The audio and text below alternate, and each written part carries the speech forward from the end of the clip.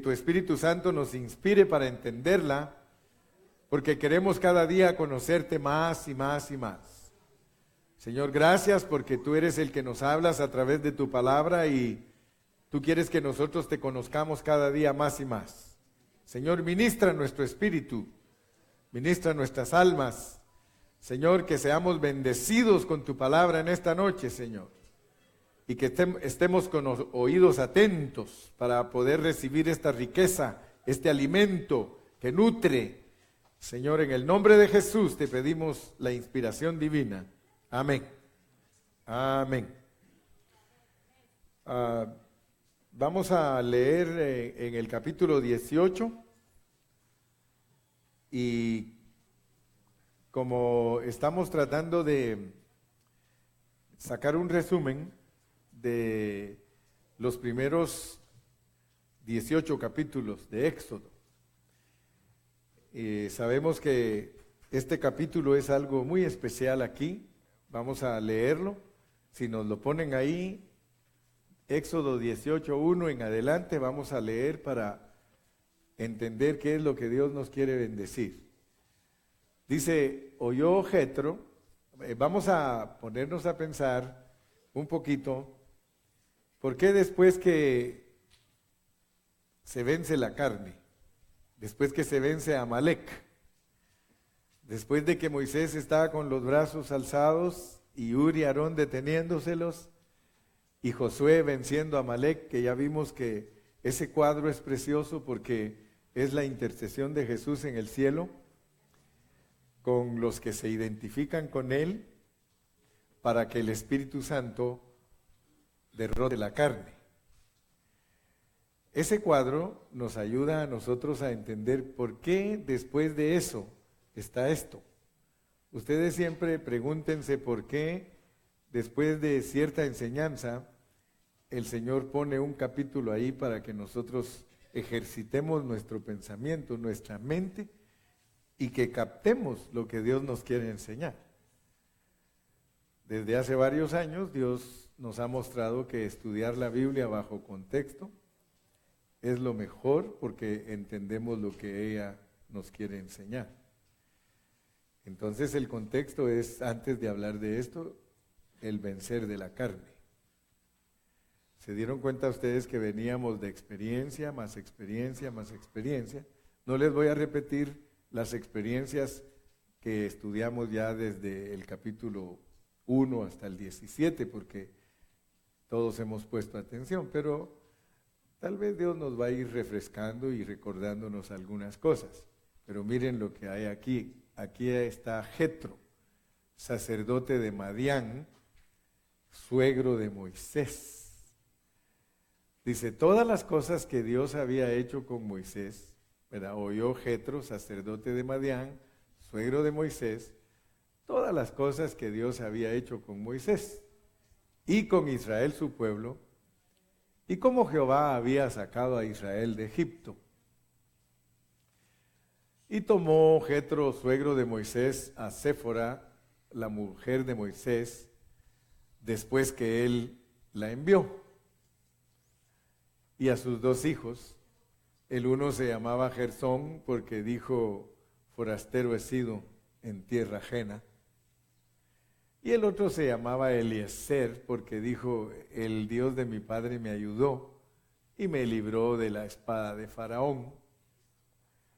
Y Jetro, el suegro de Moisés, con los hijos y la mujer de éste, vino a Moisés en el desierto, donde estaba acampado junto al monte de Dios.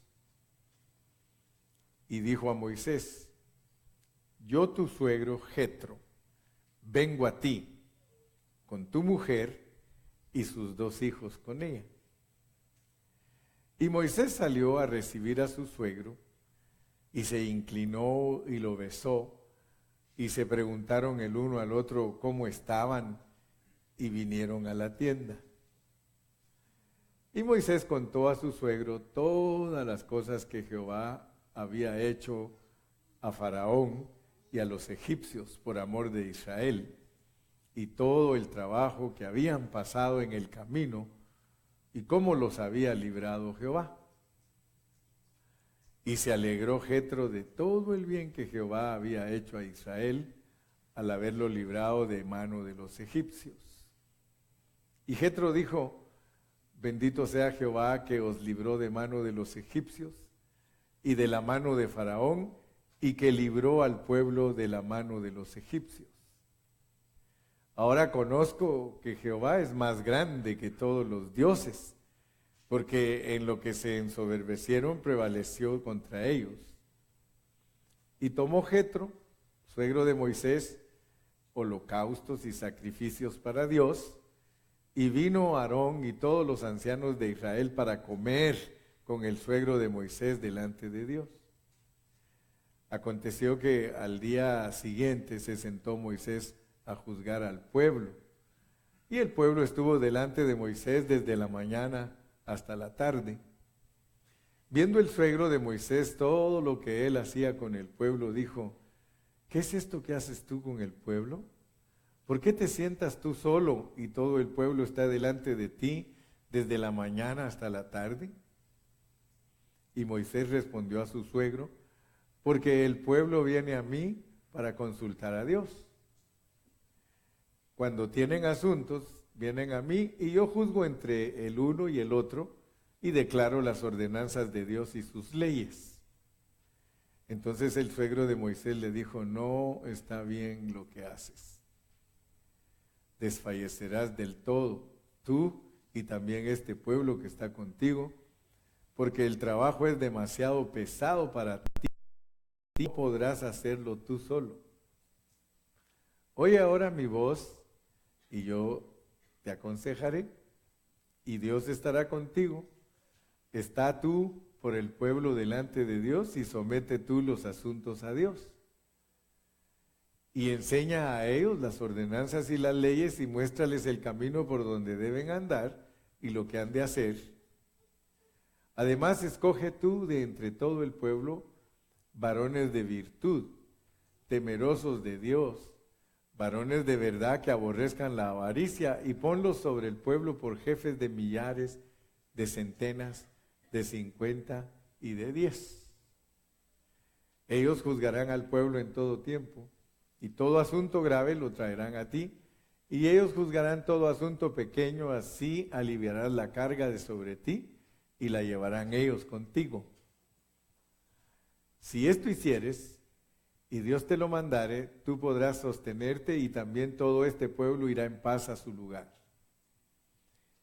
Y oyó Moisés la voz de su suegro, e hizo todo lo que dijo. Escogió Moisés varones de virtud de entre todo Israel, y los puso por jefes sobre el pueblo, sobre 1000, sobre 100, sobre 50 y sobre 10. Y juzgaban al pueblo en todo tiempo. El asunto difícil lo traían a Moisés, y ellos juzgaban todo asunto pequeño. Y despidió Moisés a su suegro, y éste se fue a su tierra. Amén.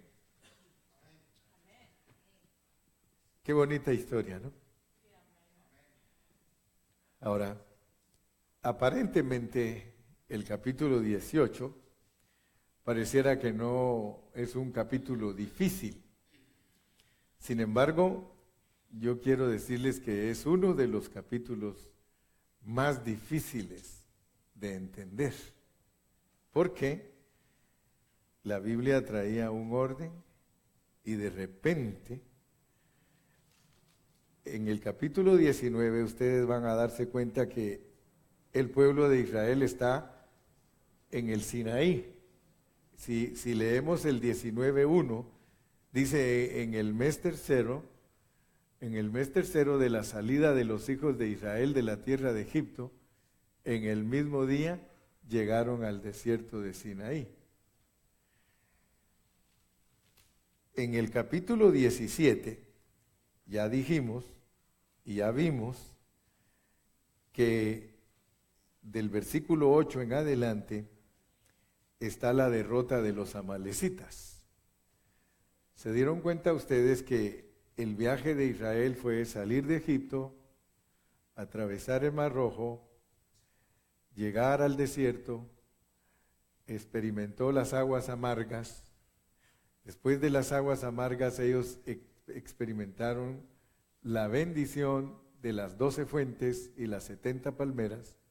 Seguido a eso, ellos pidieron carne y Dios les dio carne. Y comieron hasta que les salió de sus narices, dice la Biblia. Y ellos murmuraron. O sea que entendimos por la Biblia, lo cual es muy importante para nosotros, que aun cuando nosotros experimentemos al Espíritu Santo y sus dones, porque así está escrita la Biblia, nosotros seguimos siendo carnales. Dios nos está hablando en este tiempo, porque nosotros históricamente hemos visto cómo se mueve la iglesia del Señor. Y la iglesia del Señor se ha venido moviendo. Y claro, dijimos que sí, la iglesia ha progresado. Porque el hecho de disfrutar al Espíritu Santo, eso es crecer. Pero no nos podemos quedar en esas experiencias. Últimamente muchos me han escuchado predicar y he usado también el Nuevo Testamento porque el apóstol Pablo escribió las epístolas usando todas estas figuras. Hemos entonces entendido que aún después de disfrutar las experiencias del Espíritu Santo, nosotros seguimos siendo carnales. Entonces esa no es la meta de Dios. Y algunos se ofenden cuando yo les dije, no nos podemos quedar pentecostales, pero tampoco nos podemos quedar bautistas, ni presbiterianos, ni metodistas, ni católicos, no es esa la meta de Dios. Porque después de que uno entiende el progreso de la iglesia, uno se da cuenta que uno sigue siendo carnal.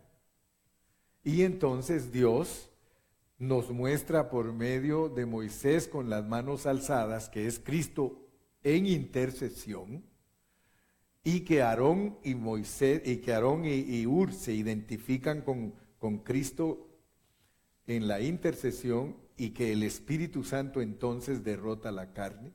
Eso es maravilloso, porque resulta que Dios nos muestra que no es por nada que nosotros hayamos hecho que podemos tener victoria sobre la carne, sino que es por lo que uno se identifica con Cristo haciendo. Pero noten ustedes que después de vencer la carne, lo cual, gloria a Dios, porque después de que tuvimos experiencias con el Espíritu, con las fuentes y las palmeras, se nos muestra que Dios lo que quería darnos era pan del cielo. Y entonces entendimos que lo único que realmente cambia nuestra constitución es el pan del cielo. Es más elevado comer la palabra que los dones del Espíritu Santo. Pero eso muchos cristianos no lo entienden. Estoy yo siguiendo todo esto por una razón, porque al llegar al capítulo 18,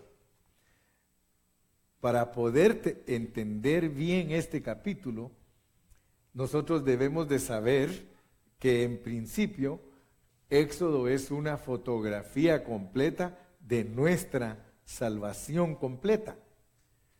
Ahora, cada caso que está registrado en la historia, en este libro de Éxodo, es parte de esa fotografía.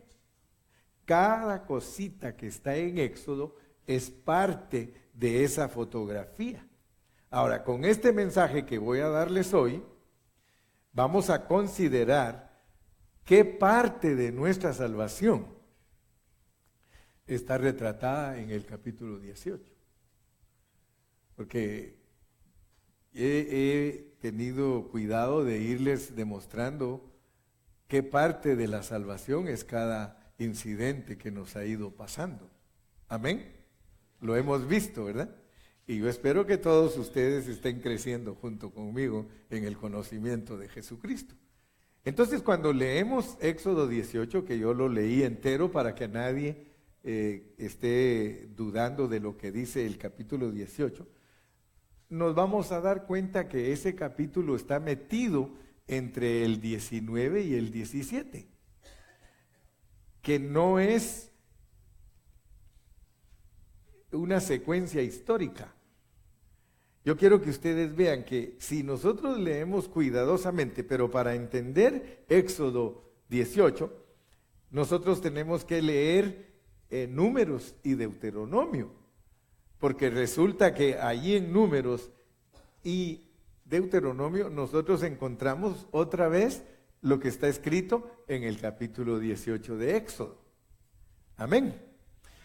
Ahora, nosotros ahí es donde nos damos cuenta que no está escrito en una forma histórica, porque resulta que los eventos, las cosas que pasaron en Éxodo 18, no tomaron lugar inmediatamente después del capítulo 17. Esa es la razón por la cual nos debe de sorprender, ¿verdad? Que lo que sucedió en el capítulo 18 fue después del capítulo 40 de Éxodo. ¿Me explico?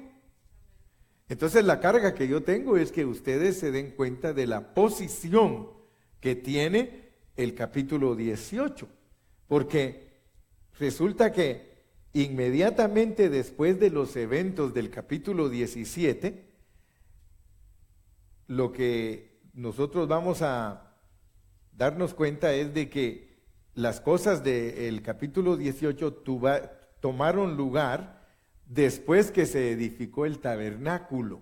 Oigan eso. El capítulo 18 sucedió hasta que se edificó y el tabernáculo, y no mucho tiempo antes de que los hijos de Israel comenzaran su viaje, pero ya con el tabernáculo, porque ellos después comenzaron a caminar ya con el tabernáculo hacia la tierra prometida.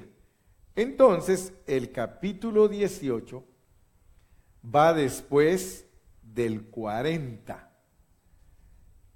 Por favor, pónganme atención. El capítulo 18 de Éxodo va después del capítulo 40, pero el Espíritu Santo se lo trajo a meterlo en medio del 17 y el 19. Ahora, nosotros debemos de saber algo. En la Biblia, algunos libros de ella están escritos históricamente, cronológicamente. O sea que, por decir algo, el Evangelio de Mateo no está escrito históricamente. O sea que mi punto es este, y es que ustedes como buenas ovejas y buenos discípulos deben de ir sabiendo muchos detalles de la Biblia. El Espíritu Santo algunos libros los tiene arreglados de acuerdo al panorama de enseñanza bíblica, doctrinalmente. O sea que si Dios quiere enseñar en un libro doctrina, Él lo pone con incidentes que sucedieron no en una secuencia histórica, sino que a veces uno sucedió hasta el final y aparece al principio, y otro sucedió al principio y aparece al final, y el Espíritu Santo arregla la Biblia para que nosotros entendamos doctrina.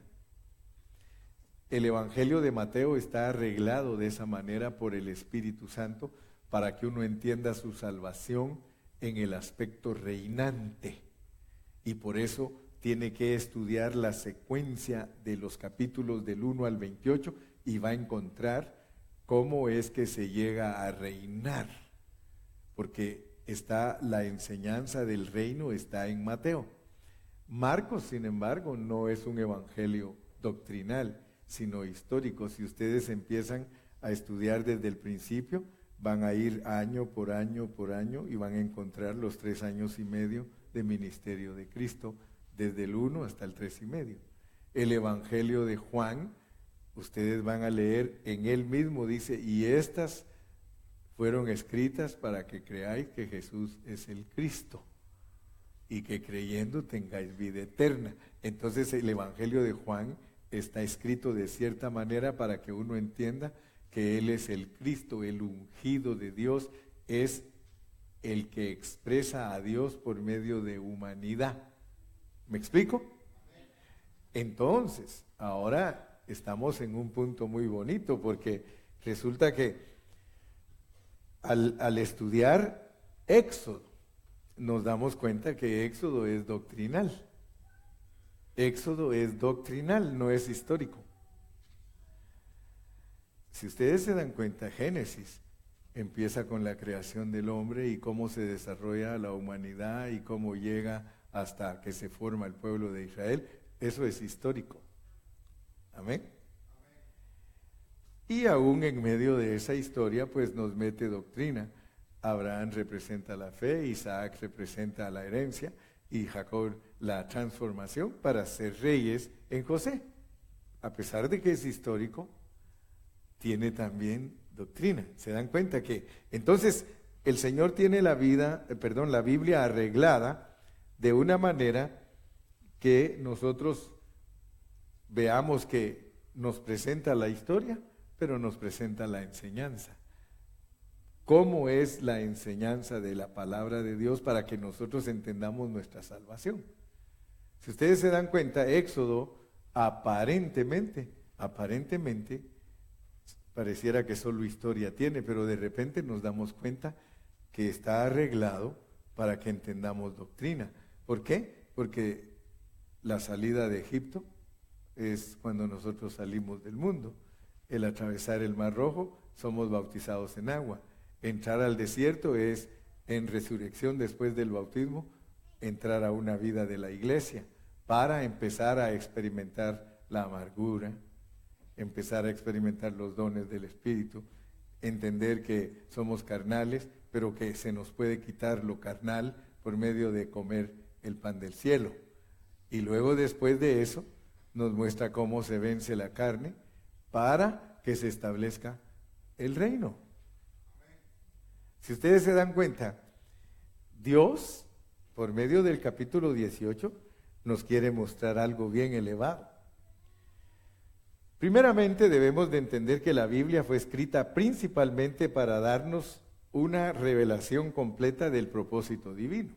Para eso Dios nos dio la Biblia, para que nosotros entendamos el propósito divino. Y por esa razón, a veces el registro de la Biblia no es de acuerdo a secuencia histórica, sino que de acuerdo a la doctrina. Amén. Entonces ya les dije que Mateo está arreglado de esa manera. Ahora, si leímos despacio el capítulo 18, yo creo que nos debe de llamar la atención muchas cosas, porque ahí aparece Jetro, sacerdote de Madián, suegro de Moisés. ¿De quién es tipo Jetro? ¿De quién es tipo Jetro? Yo para ustedes, para ver si están poniendo atención. ¿De quién es tipo Jetro? Del padre. Muy bien, así me gusta. O sea, si cuando uno ya le han enseñado a interpretar la Biblia, uno mismo la aprende a interpretar, ¿se dan cuenta? Jetro representa al Padre Celestial. ¿Por qué? Porque ya sabemos que Moisés representa a Cristo, ¿verdad? Ahora, las ovejas del suegro son las que cuidaba Moisés. Ok, entonces Cristo ha cuidado las ovejas de su suegro. O sea que Dios es su padre y es su suegro. ¿Por qué? Porque la iglesia va a ser la esposa de Cristo. Entonces las ovejas del suegro, las ovejas forman la iglesia. ¿Se dan cuenta cómo está escrita la Biblia? Ahora, noten entonces ustedes, qué casualidad que allí está la mujer de Moisés, Séfora. Séfora es tipo de la iglesia. Y Séfora, la esposa de Moisés, era una mujer morenita, negrita. O sea que Moisés, ¿se acuerdan ustedes que sus hermanos Aarón y María, cómo lo criticaron porque él se casó con esa mujer cusita, esa mujer morenita, negrita? Pero es que Dios nos quiere enseñar que Cristo se casó o se va a casar y es novio de la iglesia que es gentil. O sea que la iglesia es gentil. Entonces ustedes se dan cuenta que aquí está todo, pero todo está en figura. Ahora, viene el suegro y le trae a su esposa, le trae a sus hijos, pero aparte de todo eso, ustedes se dan cuenta que solo el Espíritu Santo puede ponernos a nosotros la Biblia en el orden divino para que nosotros lo entendamos. En Éxodo 17, Amalek es vencido. Eso significa la sujeción de la carne, la cual frustra los planes de Dios. Y la razón por la cual en el 17 nos pone la carne es porque la carne es el peor enemigo de Dios. Si ustedes se recuerdan al estudiar nosotros Génesis, cuando Abraham le quiso ayudar a Dios trayendo a Ismael, ustedes se dieron cuenta que Dios por 13 años ni siquiera se comunicó con él, porque Abraham ejercitó su carne para ayudarle a cumplir a Dios su propósito. Entonces nosotros no le podemos ayudar a Dios en lo más absoluto. Nunca crean ustedes que ustedes pueden hacer algo por Dios. Dios hace todo por ustedes. Ayer yo les puse que el hombre tiene que llegar al punto de entender que nada de su ser natural le sirve a Dios para su propósito. Entonces, gracias a Dios que nosotros hemos aprendido a comunicarnos y ustedes entienden mi hablar, porque solo un mensaje tiene la Biblia. Y yo espero que ustedes no se vayan a aburrir, porque esto hay que estarlo repitiendo hasta que nosotros lo entendamos totalmente, ¿verdad? Pero noten ustedes que en el capítulo 17 se vence a Amalek, o sea que después de subyugar la carne, es necesario que haya algo que retrate el reino. Entendamos pues que hasta que nosotros aprendemos que Dios sujeta la carne, entonces Dios nos muestra que en cuanto la carne es sujeta, el reino está presente. Ahora, nos debe de llamar la atención porque vamos a tocar algunos versículos que nos muestran en el Nuevo Testamento claramente que carne y sangre no pueden heredar el reino. O sea que Dios nos muestra claramente, bajo su inspiración divina, Él inserta el capítulo 18 entre el 17 y el 19 para mostrar que en la salvación completa el reino viene después de subyugar la carne. Ninguno de nosotros puede pretender ser rey en el milenio si Dios no le permite antes de morirse tener totalmente vencida su carne. Se quedan muy calladitos. No hay ni amenes hoy. Estamos muy, pero muy pensativos, conmovidos o dormidos. Cualquiera de las tres cosas. Asustados. Pero notemos pues, que es bien elevada la calificación para heredar el reino. Por eso es que los testigos de Jehová dicen que solo los 144,000. Ellos mismos no se sienten dignos. Bueno, yo creo que nosotros debemos de entender también que no somos dignos. Yo siempre les he compartido a los hermanos que en la Biblia dice que juró en su ira, no entrarán en mi reposo. Juró en su ira, no entrarán en mi reposo. Y yo no sé, pero esa palabra se ha hecho carne en mí y siempre la he comparado y se los he compartido, creo que muchos ya se lo saben de memoria, que yo estudié en una escuela donde uno de los maestros me dijo a mí, sabes que la consigna que nosotros tenemos es que ninguno de ustedes se gradúe. Fíjense, yo estuve en esa escuela, en Guatemala, que todos los profesores eran abogados, licenciados, y yo lo supe hasta que ya me iba a graduar, porque él me dijo, quiero hablar con vos, me dijo, así lo tratan a uno, quiero hablar con vos, me dijo, cuando yo estaba en mi último grado. Y me dijo, ¿te diste cuenta durante los años que has estado en esta escuela? Porque yo estuve en esa escuela 4 años. Y me dijo, ¿te diste cuenta que el primer año nosotros no le hablamos a ninguno de ustedes? El segundo año, con algunos de ustedes, pues les decimos buenas tardes o buenos días. Y en el tercer año dice, a algunos de ustedes los conocemos y ya les decimos su nombre. Pero hasta en el último año somos amigos de ustedes.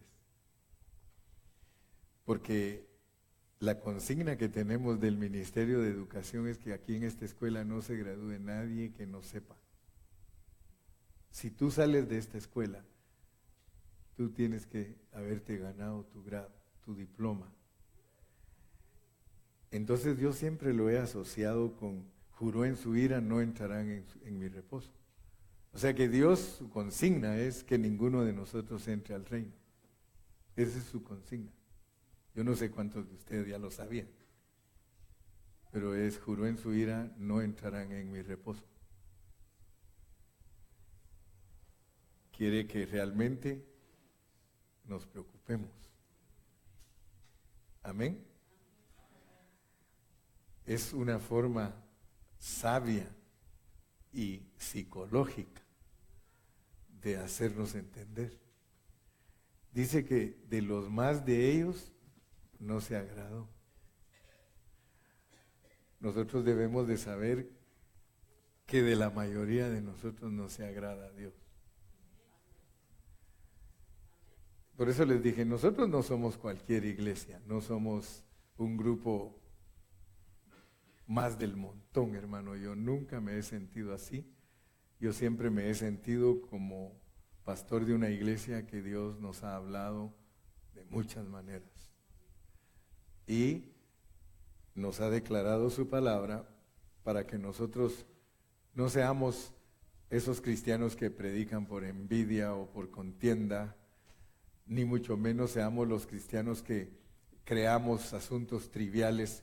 Si ustedes se dan cuenta y analizan al hermano pastor, se van a dar cuenta que yo no me pongo a predicar si la Navidad es pagana, si hay que cantar de esta manera que de la otra, pero ustedes se dan cuenta que todos los predicadores están ocupados en eso, que si no hay que poner arbolito, que si no hay que, y todos están ocupados en esas cosas. Yo no estoy ocupado en nada absolutamente de eso, porque yo me dedico a predicar la Biblia.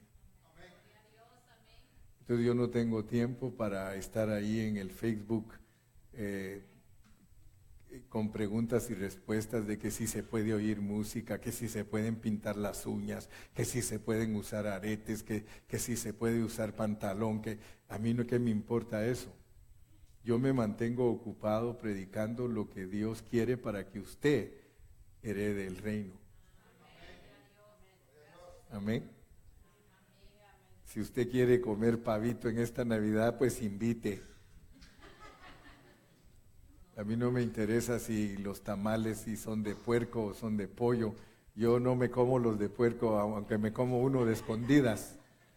Me como uno de escondidas, pero lo que quiero decirle es, usted no me va a oír a mí como su pastor, ocupado en cosas que están produciendo en el mundo más que competencia evangélica y rivalidad entre los pastores.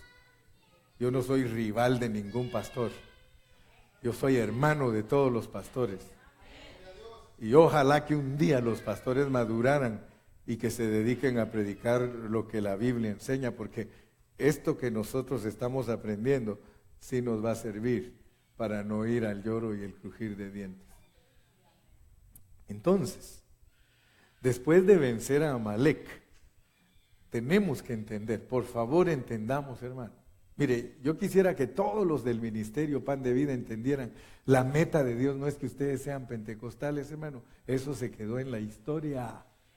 Si ustedes siguen mezclados queriendo ser pentecostales y predicar lo del hermano Carrillo, no van a avanzar, nunca. ¿Por qué? Porque no podemos presentarle a la gente mezclas. O somos puros en lo que enseñamos, o mejor nos quedamos donde queramos estar. Como me dijo a mí un día un hermano, ¿sabes qué vos? Me dijo, yo no voy a predicar lo que vos predicás porque yo me siento bien siendo pentecostal. Yo le digo, aunque no agrades a Dios, aunque no agrade a Dios, me dijo. Fíjese qué tremendo cuando la gente es caprichuda. Porque usted puede comprobar con la Biblia que la meta de Dios no es el capítulo 18 ni el 17, perdón, la meta no es el 17 ni el 16, la meta es el 40. Pero antes de ir al 40 nos traen información con el 18, que solo hasta que nuestra carne sea vencida, nosotros somos herederos del reino. Mírelo bien, míreme bien, ¿verdad? Vamos a Gálatas, porque vamos a usar el Nuevo Testamento, porque solo usando el Nuevo Testamento le podemos comprobar a la gente que lo que estamos diciendo es verdad. Gálatas 5 y leamos del 17 al 25. Gálatas 5 del 17 al 25. Mire, porque el deseo de la carne es contra el espíritu. Porque el deseo de la carne es contra el espíritu y el del espíritu es contra la carne. Y estos se oponen entre sí para que no hagáis lo que quisierais. Noten pues, aquí es una lucha de la carne y el Espíritu Santo. Versículo 18. Pero si sois guiados por el Espíritu, no estáis bajo la ley. Si uno es dirigido por el Espíritu, no le tienen que estar diciendo no hagas esto, no hagas aquello, no esto, no aquí, no allá. Esa es ley. El que es dirigido por el Espíritu no necesita ley. Verso 10. Un amén más fuerte. Ese estuvo muy chiquito. ¿Fuiste tú? ¿Estás dormido hoy? Dilo como dice, solo en ti hay plenitud de gozo. Ya despertó Montes.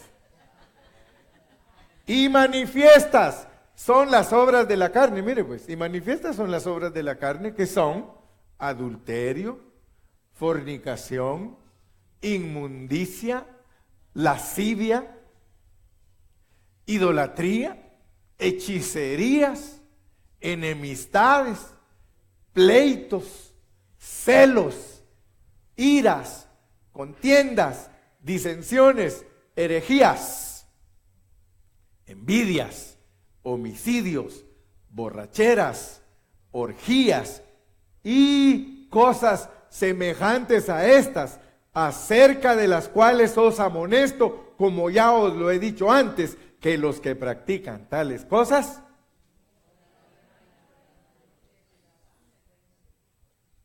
¿se da cuenta por qué Amalek está primero y luego está el reino?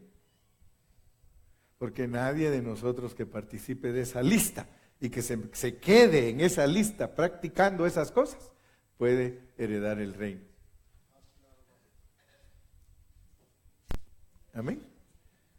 Leamos hasta el 25.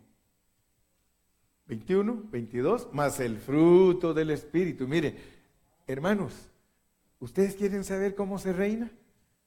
Ustedes tienen que ser personas llenas de amor, hermano. Si ustedes no tienen amor, ¿cómo pretenden reinar? Ustedes deben de ser personas gozosas, personas que tienen paz, personas que tienen paciencia, personas que tienen benignidad, personas que tienen bondad, personas de fe. Versículo 23, mansedumbre. ¿Usted sabe lo que es mansedumbre? Fíjese que muchos confunden la mansedumbre con la humildad. Y nosotros no tenemos que ser humildes con los hombres. Nosotros tenemos que ser mansos con los hombres, pero a muchos creen que mansos quiere decir mensos. Y por eso es que no son mansos. La mansedumbre es una persona que es tratable. No es una persona cerrada, no es una persona... Ustedes se fijaron, yo pongo cositas en el Facebook para ver quién los lee. Algunos ni like dan, pero no hay problema. Hay gente que no tiene afecto natural, le puse esta semana. ¿Sí o no? Les dije, no seas tú uno de ellos. Gente que no tiene afecto natural. Afecto natural es cuando una persona es mansa, o sea que es tratable. Toda la gente lo puede tratar. O sea que usted sea tratable, no que hay algunos que, buenos días. sea tratable.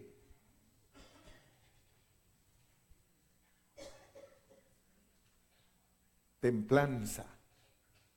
Contra tales cosas no hay ley. Mire, la ley no afecta a ninguno de los que tienen eso, porque el que tiene eso entra redondito al reino. La ley no lo afecta. 24. Pero los que son de Cristo han crucificado la carne con sus pasiones y deseos. 25.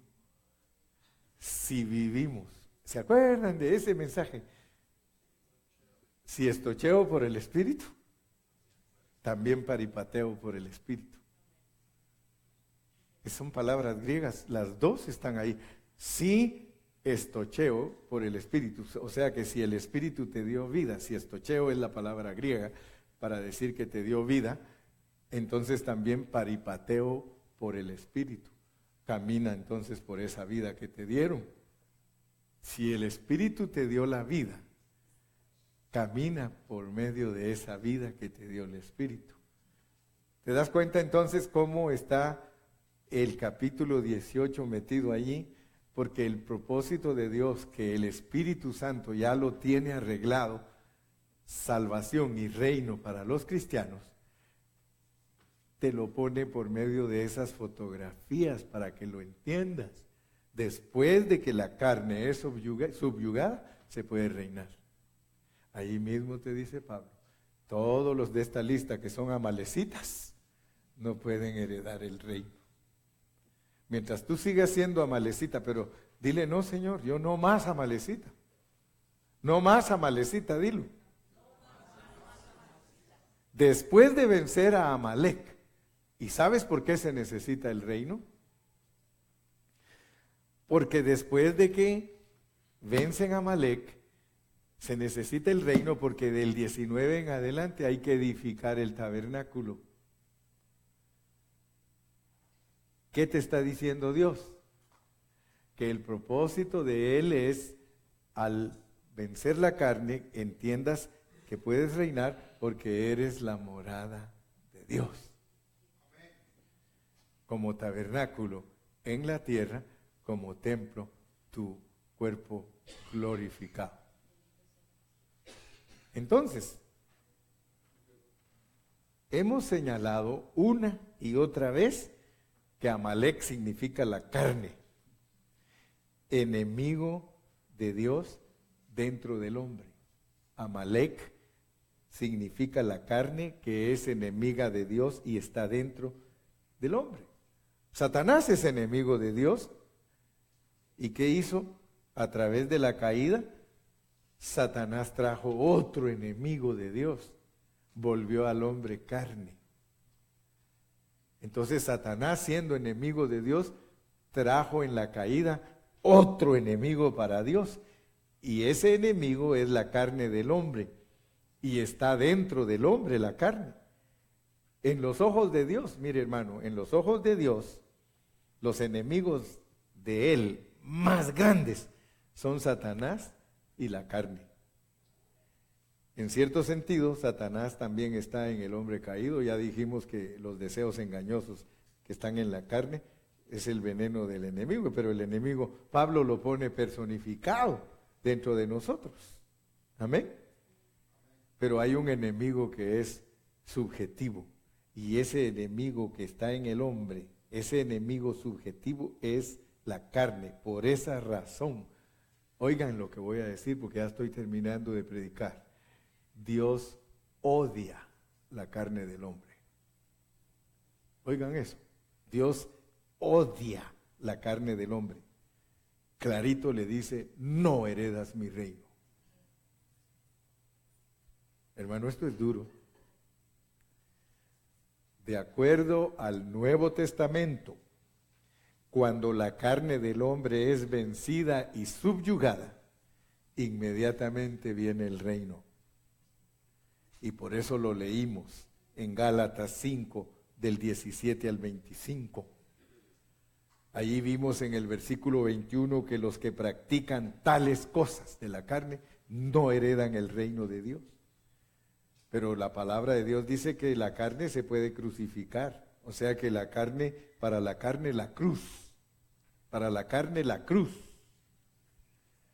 Cuando la carne es crucificada, el reino está presente. Y eso lo confirma nuestra experiencia. Cuando usted sirve a Dios de todo corazón, usted tiene paz. Amén. Entonces yo solo les voy a dar un consejito.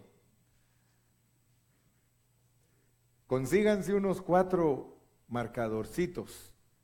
Un negro, un rojo, un verde y un azul. Oigan eso. ¿Cuántos de ustedes son humildes? Amén. Para con Dios. ¿Cuántos de ustedes son mansos?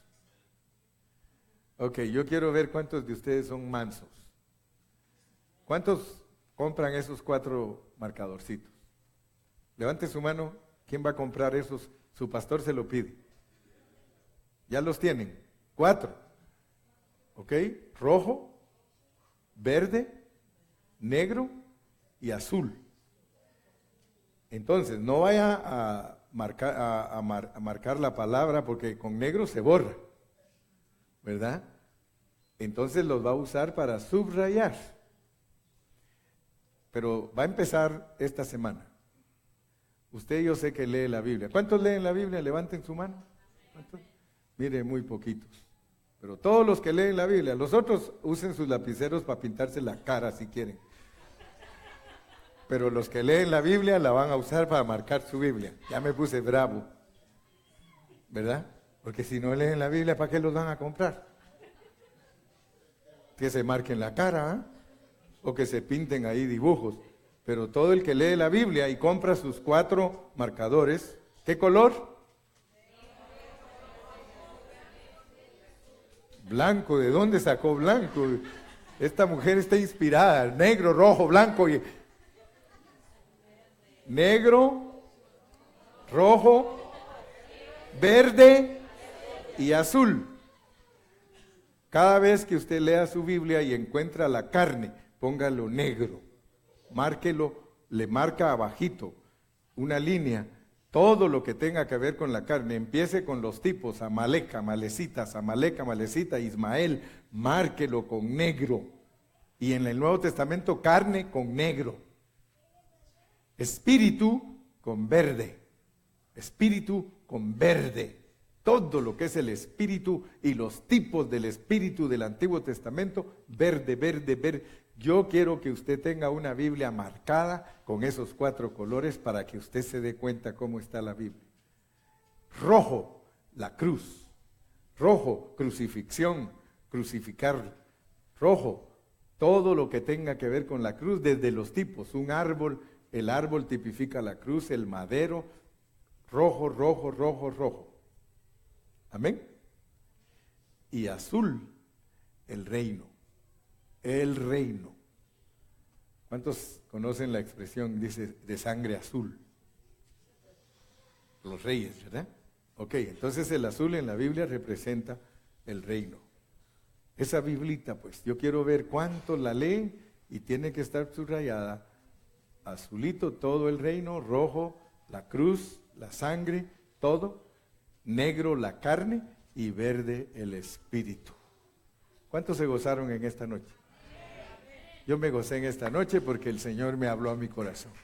Dele palmas al Señor.